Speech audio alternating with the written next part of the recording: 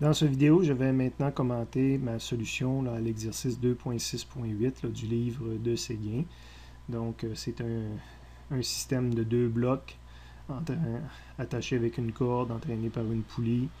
Évidemment, le bloc MA va entraîner tout ça vers le bas, à condition qu'il n'y ait pas trop de frottement. Sinon, le bloc B pourrait retenir le bloc A. On commence en laissant tomber, donc test initial de 0, puis on me demande quelle est l'accélération, puis la tension qu'on va avoir dans la corde.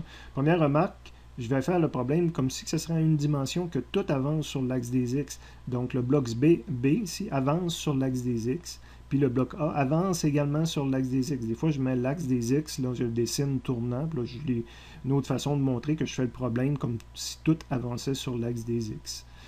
Je veux calculer une accélération, point d'interrogation, donc deuxième loi de Newton selon X avec l'accélération. La seule force que j'ai pour le système, parce que il faut toujours dire, notre loi de Newton, on l'a fait sur quoi? Ben, j'ai fait sur le système au complet. Ben, la seule force extérieure que j'ai, c'est FGA, qui agit selon l'axe des X. FTA et FTB ici s'annulent et ce sont des forces internes. Donc quand on fait ça, on ne met pas les forces internes. Même je les mettrais, ils s'annuleraient parce qu'ils ont la même valeur. Et en A, ben, on a une force de frottement égale à 0. Donc quelqu'un qui m'aurait écrit, qui n'aurait pas écrit les trois affaires ici, ça aurait été bon également. Évidemment, ça me donnait une équation à deux inconnus parce que le FGA n'est pas donné, mais ça, on a une formule rapide pour calculer FGA. Donc, un problème à deux équations à deux inconnus, facile. On met ça dans la calculatrice, on a la réponse pour l'accélération, ou on fait les mathématiques qui sont montrées dans la suite de ma solution. Ça ne me donnait pas ma force de tension qui était recherchée. Pour faire ma force de tension, je fais encore la deuxième loi de Newton selon X, mais maintenant, je la fais sur un des deux blocs. J'ai choisi de le faire sur le bloc B parce qu'il y a moins de force sur le bloc B. Il y a juste FTB. Donc, ça allait comme plus rapidement. Là, ma somme des forces, tout ce que j'avais, c'était un plus FT. Donc, une troisième équation à trois inconnus, si je la prends avec les deux d'en haut, sinon c'est une équation, une inconnue, le problème est fini, et je peux obtenir ma réponse, ou encore j'isole, puis j'utilise même les équations d'en haut pour obtenir là, une formule qui tient compte des paramètres d'entrée fournis comme données du problème.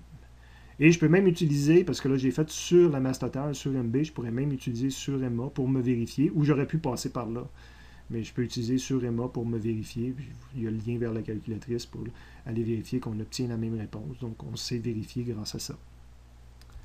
En B, ben, le problème se complexise beaucoup parce que là, il va y avoir du frottement. Fait que tantôt, j'avais mis le frottement en rouge différent. Là, j'ai répété mon dessin, mais quelqu'un qui avait déjà le dessin de fait, dans le fond, il restait juste à force de frottement à ajouter dessus avec mes coefficients de frottement que j'ai oublié de mettre sur le dessin. Donc, les coefficients de frottement s'appliquent ici.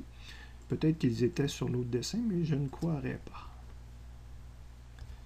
J'avais effectivement oublié de les mettre.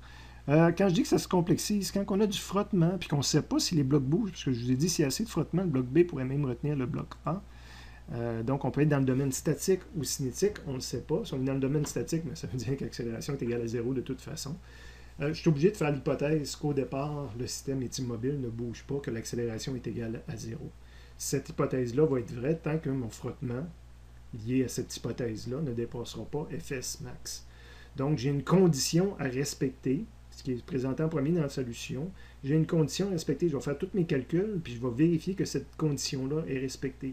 Je vais faire tous mes calculs comme si le système était immobile. Donc, ça, ce n'est pas une équation comme telle que je rentre dans mon système d'équations. C'est plus que je vais calculer les deux côtés à l'aide d'équations, puis je vais vérifier que ça, c'est respecté. Donc, de ce côté-là, je cherchais la force de frottement. Donc, j'ai commencé en faisant une somme des forces selon X là, pour trouver ma force de frottement. J'avais des inconnus, donc FGA, je l'ai calculé. Donc là, j'avais tout ce qu'il faut pour calculer du côté FF. Donc, assez d'équations, assez d'inconnus. Du côté Fs max, ben, on a une formule pour calculer Fs max. Ça fait apparaître force normale, donc je suis obligé de faire la somme des forces selon Y pour une force normale. Puis ça fait apparaître FG, donc je suis obligé de calculer FG, mais j'arrive que j'ai un nombre suffisant d'équations. Et je rentre toutes ces équations-là dans la calculatrice, bien, ça va me donner une valeur, les valeurs qui sont en bas ici. Je pourrais aller vous montrer la calculatrice, mais je vais sauver du temps. Vous autres, vous avez toujours le loisir de cliquer sur le lien pour aller voir. Mais ça me donne une valeur de force statique maximum de 5,88. Et avec les hypothèses que j'ai faites qui étaient immobiles, ça impliquerait une force de frottement de 19,6 pour qu'il soit immobile. Bien, cette force de frottement-là dépasse grandement la force de frottement statique maximum mon hypothèse est fausse. Donc, j'ai tout fait ces calculs-là pour rien, puis je suis obligé de recommencer le problème en considérant que maintenant, il se déplace, qu'il aura une certaine accélération, puis je suis dans le domaine cinétique. Mais on n'a pas le choix. Il faut faire ces calculs-là préalablement pour vérifier si la condition est respectée ou pas. Au départ, la page suivante, ben, c'est la partie mathématique, là, quand j'utilise pas une calculatrice pour montrer comment j'ai fait mon développement. Mais on arrive encore là, que ma condition de frottement statique n'est pas respectée, donc c'est faux. Dans un deuxième temps, ben là maintenant, c'est clair, il faut supposer que le système est en mouvement. C'est pas une supposition, on est sûr que le système est en mouvement. L'accélération ne sera pas égale à 0, puis on va avoir du frottement cinétique. Donc je recommence, je fais encore la somme des forces selon X, mais cette fois-ci, j'ai une accélération. Donc FGA, je le recalcule. Le frottement, ben, ce n'est pas le frottement statique maximum que je calcule, mais c'est le frottement cinétique avec la formule de frottement cinétique, puis en prenant le coefficient de frottement cinétique. Ça fait apparaître la force normale. Donc, comme tout à l'heure, j'ai le calcul de force normale, et comme tout à l'heure, j'ai le calcul de FGB. Donc, quand on met tout ça dans une calculatrice, ça me donne une force de frottement et une accélération. Ou encore, à la page suivante, là, je montre que je peux faire le développement moi-même puis trouver une formule pour l'accélération. Dans le problème, on ne nous demande pas juste l'accélération, on nous demande également la force de tension dans la corde. Et là, ben, c'est la même stratégie, je vais travailler sur le système total. Donc, quand je veux trouver une façon de calculer la force de tension sur la corde, ben, je travaille sur une des parties du système. Évidemment, si j'ai besoin de l'accélération, donc j'ai besoin des 5 équations, 5 inconnues de la première partie. Si on rentre tout ça dans la calculatrice, bien, on obtient notre force de tension. Ou encore, on le développe par nous-mêmes, puis on arrive aussi à la réponse. En C, ben, c'est le même problème encore une fois, mais on a changé nos coefficients statiques et cinétiques pour les augmenter de beaucoup.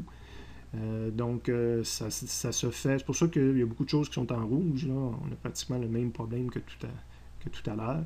Je commence avec l'hypothèse que le système est immobile, avec une condition à respecter. Je fais les mêmes calculs que tout à l'heure. Dans le fond, la seule chose qui est différente de cette page-là à date, c'est le 0,8 ici. Le coefficient de frottement statique est différent. Et je rentre tout ça dans une calculatrice. Mon frottement statique maximum est encore de 5,88. J'ai dit 5,88 sur un ton bizarre parce que je n'aimais pas la valeur. C'est pas 5,88, c'est 23,52. Si on va voir les calculs qui sont ici, c'est le 23,52 qu'on voit ici. Donc je l'ai corrigé. Puis c'est là qu'on voit qu'on respecte notre condition. Le frottement de 19,6 est plus petit que le frottement statique maximum. Donc cette hypothèse-là est vérifiée. Je n'ai même pas besoin de calculer l'accélération parce que le système est immobile, l'accélération est égale à 0. Mais il faut quand même que je calcule. J'ai fait ça juste pour prouver que A est égal à 0 dans le fond. Et il faut quand même que je calcule la force de tension là, dans la corde. À la page suivante, ben, j'avais la partie mathématique pour la vérification qu'on vient de faire, là, que 19,6 était plus petit que 23,52. Et j'ai aussi la partie où il faut que je calcule la force de tension sur la corde. Puis là, je fais la première loi de Newton sur un des blocs. Immobile, ben, ça donne que la somme des forces en X est égale à 0.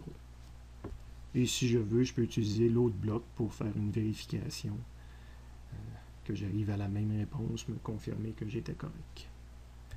Évidemment, à l'examen, je ne mettrai pas A, B et C, je mettrai l'un des trois, puis il faut enlever tout le rouge là, pour voir que le problème est quand même faisable, là, surtout lorsqu'on demande juste de fournir les équations en vert, ou encore le donner schéma, puis les équations en jaune et en vert.